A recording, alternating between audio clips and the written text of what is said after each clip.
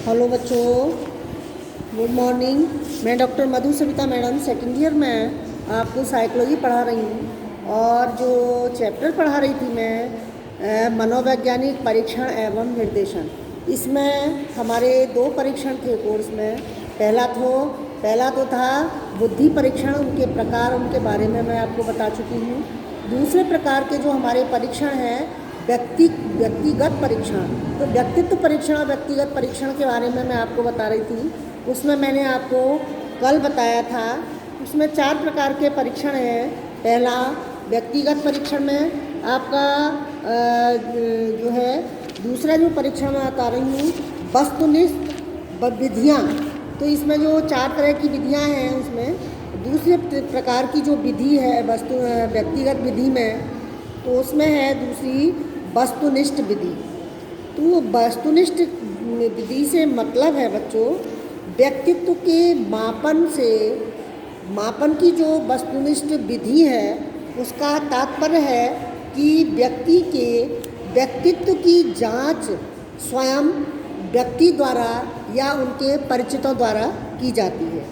व्यक्तित्व मापन की अनेक विधियां हैं। इसमें वस्तुनिष्ठ विधियों में अनेक विधियां हैं। नंबर 1 नियंत्रित निरीक्षण विधि, नंबर 2 निर्धारण मान विधि, नंबर 3 व्यावहारिक परीक्षण विधि, नंबर 4 शारीरिक परीक्षण विधि, नंबर 5 समाजमिति विधि और नंबर 6 परिस्थिति परीक्षण विधि। तो सबसे पहले मैं आपको जो बता रही हूँ वह बता रही हूँ इसमें नियंत्रित निरीक्षण विधि। तो इस विधि के अंतर्गत प्रयोगशाला में नियंत्रित परिस्थितियों में किया गया व्यक्ति के विभिन्न आचरण और व्यवहारों का अध्ययन किया जाता है। दूसरी इसी से संबंधित जो दूसरी विधि है निर्धारण मान विधि। निर्धारण मान विधि से मतलब है कि निर्धारण मान विधि में जिन व्यक्तियों के व्यक्तित्व का मूल्यांकन किया जाता है, उनके संबंध में जो हमारे निर्णायक मंडल जो बैठा होता है, उनसे मत प्राप्त किए जाते हैं। तो मत प्राप्त करने के लिए उनको उन व्यक्ति के बारे में, उनकी विशेषताओं के बारे में बता दिया जाता है। और निर्णायक मंडल में जितने लोग बैठे होते हैं, उनको सभी को एक सूची, अलग अलग सूची प्रदान की जाती है, जिसके द्वारा वह अपना निर्णय देते हैं।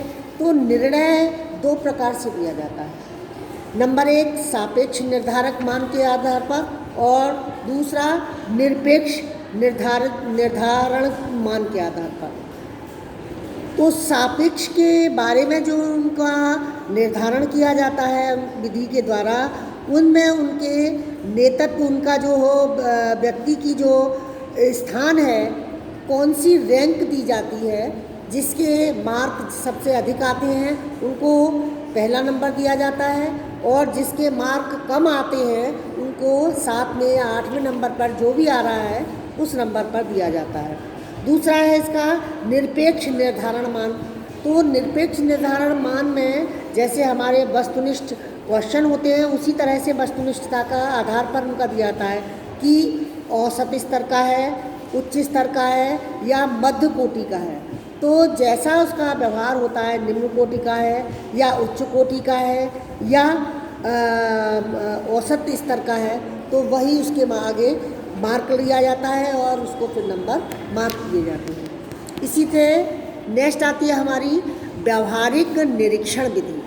जो व्यक्ति का जो व्यवहार है उसका निरीक्षण किया जाता है और बच्चों को एक ऐसी जगह, संग्रहालय में या किसी म्यूजियम में, ऐसी जगह उनको लिया जाता है और बच्चों से कहा जाता है कि आप ये जो वस्तुएं रखी हुई हैं संग्रहालय में, इन वस्तुओं का निरीक्षण करिए।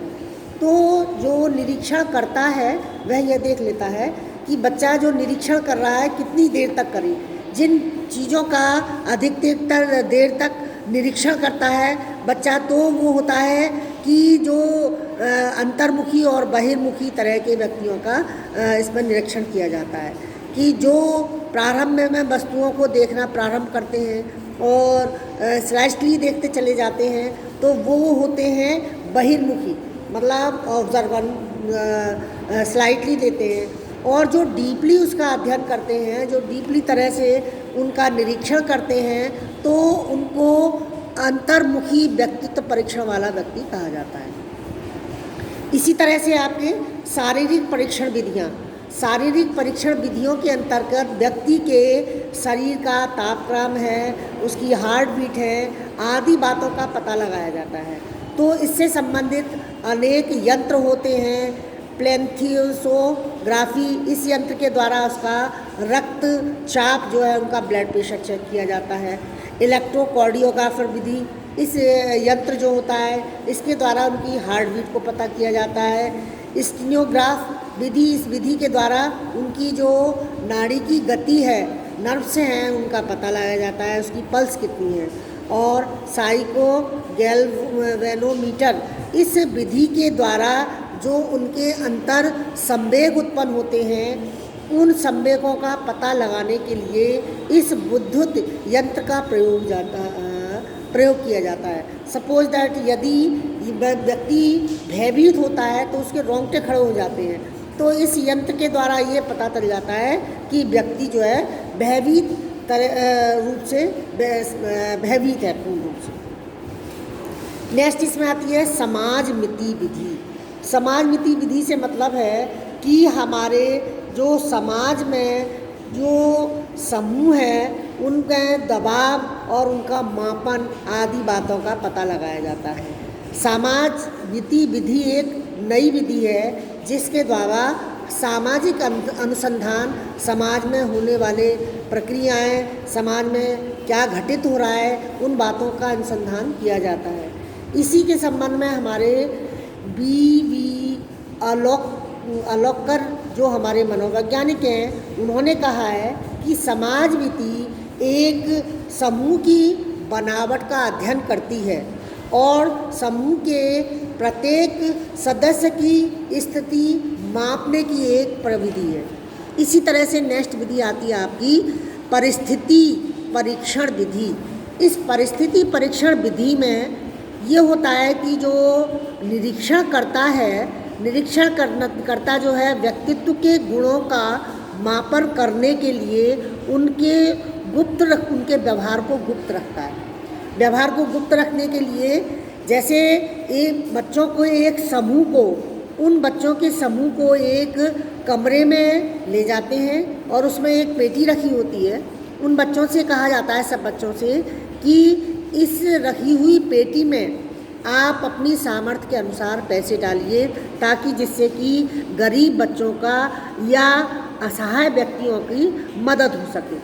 तो कुछ बच्चे तो ऐसे होते हैं कि उस पेटी में पैसे डाल देते हैं, और कुछ बच्चे, उन बच्चों में समूह में ऐसे भी होते हैं कि जो पेटी में पैसे डालने की बजाय उनमें से पैसे निकालने की कोशिश करते हैं और निकाल लेते हैं। तो उनसे उनके इस व्यवहार का पता चलता है कि व्यक्ति में, इस समूह में कुछ बच्चे ऐसे हैं जिनकी की प्रवृत्ति चोरी करने की है। तो बच्चों, ये मैंने व्यक्तित्व परीक्षण की दूसरी जो विधि है, वस्तुनिष्ठ विधि, उनके बारे में मैंने आपको समझा दिया, और मैंने ये ग्रुप पर भी डाल दिया है। पेज नंबर 114, 15, 16 और 17 पर दिया हुआ है। तो व्यक्तित्व, इसका क्वेश्चन जो बनता है वो बनता है, व्यक्तित्व मापन की वस्तुनिष्ठ विधियों का वर्णन कीजिए तथा किसी एक विधि के बारे में स्पष्ट रूप से समझाइए। तो बच्चों, ये क्वेश्चन मैंने आपको करा दिया है, ये कॉपी पर करना है। थैंक यू बच्चों।